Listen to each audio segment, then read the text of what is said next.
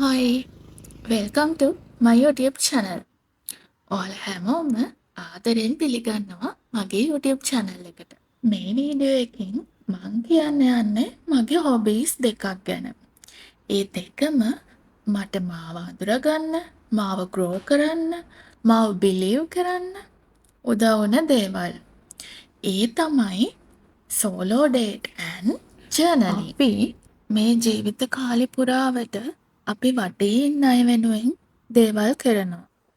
අපේ පවුල, අපේ නෑදෑයෝ, අපේ යාළුවෝ සතුටු කරන්න, සෙලිබ්‍රේට් කරන්න අපි ගොඩක් දේවල් කරනවා.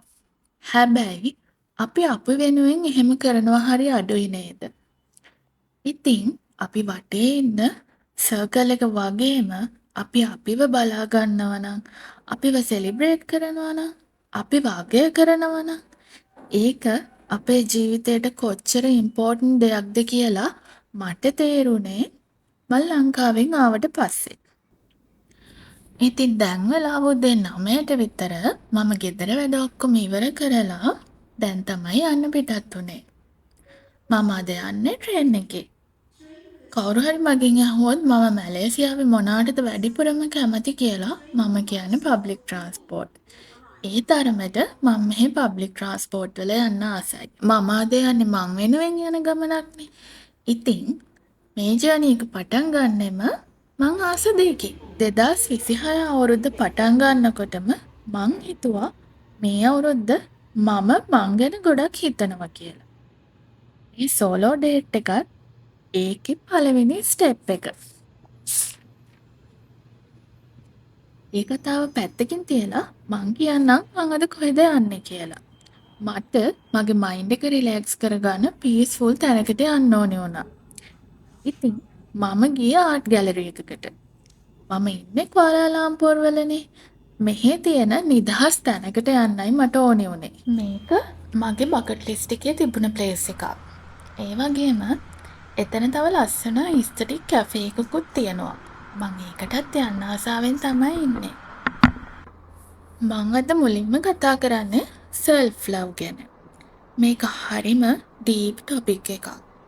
සරලව කියනවා නම් අපි අපිට ආදරය කරද්දී අපේ ෆිසිකල්, සයිකොලොජිකල්, ස්පිරිචුවල් ග්‍රෝත් එක වැඩි වෙනවා. මම මෙහෙම කියන්නම්. පුංචි වෙලාවක් අරගෙන මම මේ කියන දේවල් 4 ගැන හිතලා බලන්න. අංක 1 self awareness. තමන්ට ආදරය කරන්න කලින් තමන් කවුද කියලා තේරුම් අරන් ඉන්න එක ගැන තමයි මේ කියන්නේ. ඔයාගේ සිතුවිලි, හැඟීම්, වටිනාකම් මොන වගේද කියලා ඔයා හිතලා තියෙනවද? අපිට අපි කවුද කියන එක ගැන හොඳ අවබෝධයක් තියෙන්නම ඕනේ. අංක 2 තමයි self acceptance. අපි හැමෝටම flaws තියෙනවා. අපි හැමෝම අතින් mistakes වෙනවා.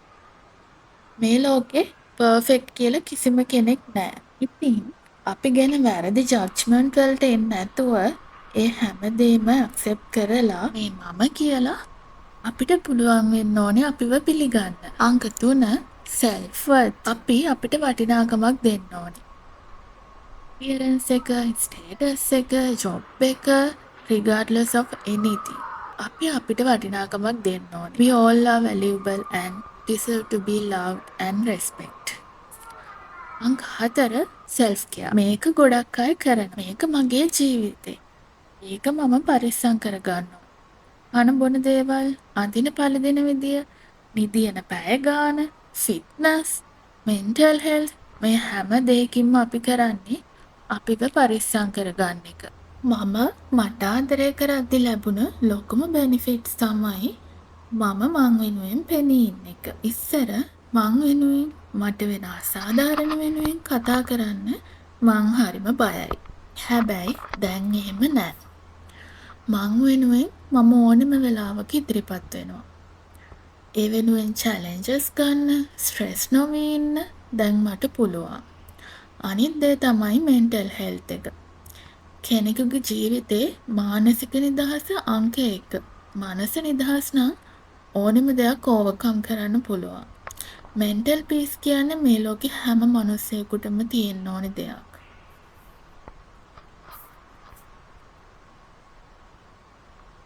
හැබැයි අපි අපිට ආදරය කරද්දී අපි වටේ ඉන්න අයගෙන් මුලින්ම අහන්න වෙන දෙයක් තමයි අපෝ ඔයා දැන් හරි සෙල්ෆිෂ්නේ.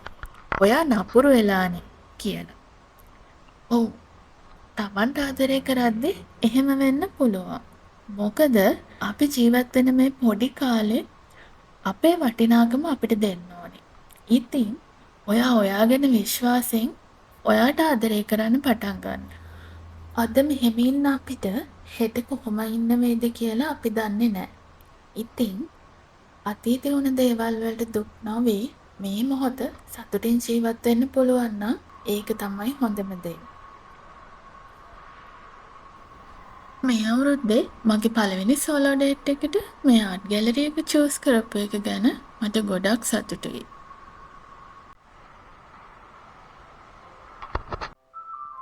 I'm so happy to be here today. ඔයාලා සෝලෝ ඩේට් එකක් යන කැමැත්තෙන් ඉන්න කෙනෙක් නම් මුලින්ම ලොකු දේවල් කරන්න ඕනේ නැහැ. පුංචි දෙයකින් පටන් ගන්න. ඔයාලා යන්න ආසාවෙන් ඉන්න තැනකට යන්න. තනියම කැෆේ එකකට යන්න. පාක් එකකට යන්න. ඒ යන ගමන් වලදී ඔයාලට තේරෙයි ඒක කොච්චර හොඳ දෙයක්ද කියලා.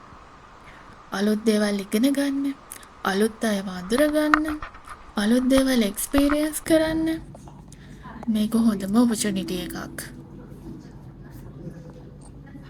ඒ වගේම ඒක ලස්සන මතකයක්. මම මගේ ජීවිතේ ගියපු හැම සෝලෝ ඩේට් එකකම මතක එකතු කරනවා. ඒක පුංචි ජර්නල් එකක ලියලා ලස්සන මෙමරි එකක් විදියට තියාගන්නවා. ඉස්සර පුංචි කැෆේ එකකට පාක් එකකට ගිහින් පටන් ගත්ත සෝලෝ ඩේට් දැන් වෙද්දි කොච්චර ග්‍රෝ වෙලාද කියලා මටම පේනවා. මේ ලස්සන මතක හැමදාම මගේ මෙමරීස් ලස්සන කරાવી. ඉතින් මං හිතනවා ඔයාලා මේ vlog එක බලලා අලුත් දෙයක් ඉගෙන ගන්න හරි ඔයාලට තිබුණ knowledge එක improve වෙන්න හරි ඇති කියලා. අපි මහන්සි නොකලා අපි වෙනුවෙන් අපේ ජීවිත ලස්සන කරගන්න ඕනේ. ඒව තමයි කවදා හරි ආපස්සට හැරිලා බලද්දි සතුටු වෙන්න හේතු වෙන්නේ. ඉතින් මම ප්‍රාර්ථනා කරන්නේ මේ වීඩියෝ එක බලන ඔයාලගේ වගේම මේ ලෝකේ ඉන්න හැමෝගෙමත් ජීවිත ලස්සන වෙන්න කියලා. මේ vlog එක මෙතනින් ඉවරයි. ආපහු අලුත් vlog එකක් අරන් එනකම් සතුටින් පරිස්සමින් ඉන්න. Thank you for watching. Bye.